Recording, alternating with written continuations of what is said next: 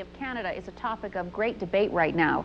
The federal government has appointed the Spicer Commission to look at the problems facing us as a nation and examine ways of pulling us together. Well, Tess Tessier of Summerland has her own thoughts on that subject. Tessier was brought up in Canada's north. She's written a book of fables about life in the north.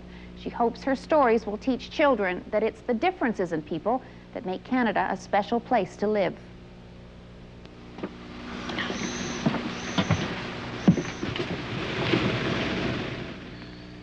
In a small, cramped basement suite, Tess Tessier is letting her thoughts and ideas flow. Fondly known as Nana Tess, this 66-year-old grandmother is working on fulfilling a lifelong dream. She wants to demystify the great white Northwest Territories for Canadian children.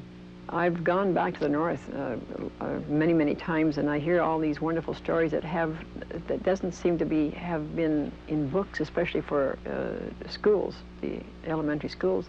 So I just felt that I'd like to get into a series of children's books with illustrations, colorful illustrations, and stories of the Arctic that a lot of them just haven't been told. Like the next one coming up, the Great Reindeer Arctic Trek that took place in the 30s, and instead of taking 18 months, it took 5 years.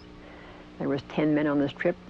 They were herders, and they were lost for 11 months. Yet this isn't in the schools of the United States or Canada. Nana Tess's fascination with the North goes back to when she was a child. She often visited her grandmother, who ran a trading post. Her grandmother's stories of the northern people and the culture captivated her. As a young woman, Tess decided to explore the Arctic. The call of the North still was within me, so this time I went to Alaska and married my husband, met him at McKinley Park. And it must have made quite an impression because you were just 14 at the time. Mm-hmm. I was. It's just that the northern people are very, they sort of go with the flow. If you, for instance, you take a big snowstorm coming, they'll look at the snowstorm and say, snow comes and wind blows, and they trudge off on whatever they've got to do. They don't make a big thing about anything. They just go with the nature and the flow, and they don't worry about time. As a matter of fact, what they say about that watch that most of us wear is, how can a little piece of metal tell you how to live? Tess sees herself as a bridge between Northerners and the rest of Canada.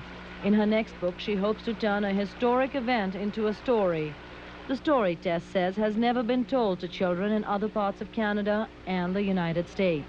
It was a story of the Canadian government buying 3,000 reindeer from the Alaskan government.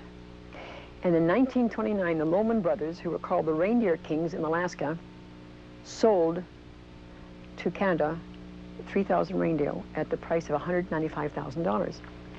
It was to take 18 months to come from Alaska to the Canadian Arctic, where we had a reindeer station where my grandmother was staying. Instead, it took 5 years, simply because the herd reindeer can smell moss under a foot of snow. And if they don't smell the moss, the leader will stampede, and you can't stop 3,000 reindeer. And for 11 months, they were lost. And there was no means of communication in those days. They thought they had entirely perished. And another thing, they thought that they had to cross on the Arctic Ocean.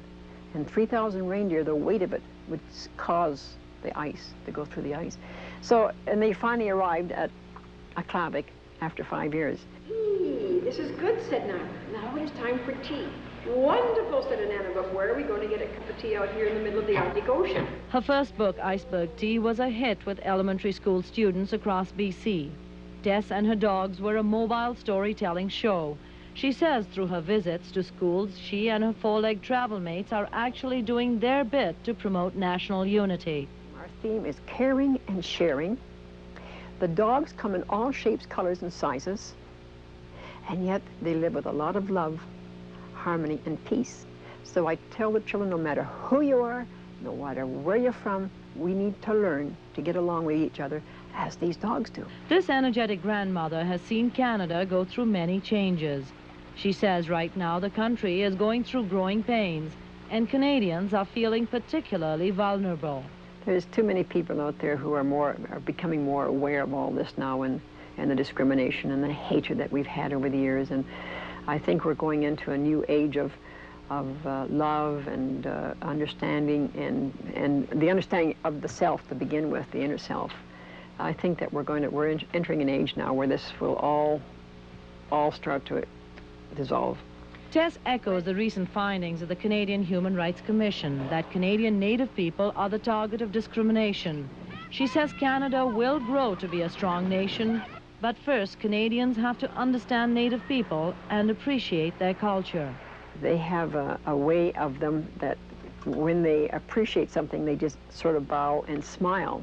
And that means a thank you or gratification of what you've done. They don't have to say please and thank you, the mannerism that we have.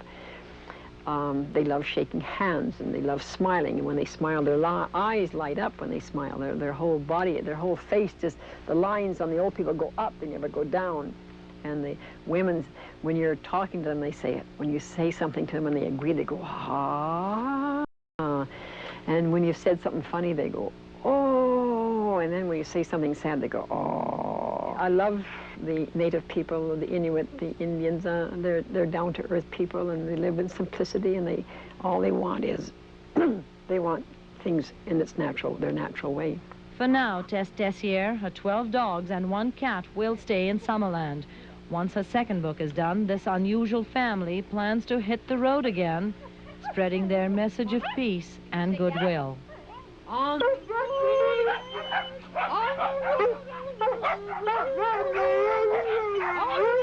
Our message is caring, sharing, living with a lot of love, harmony, and in peace.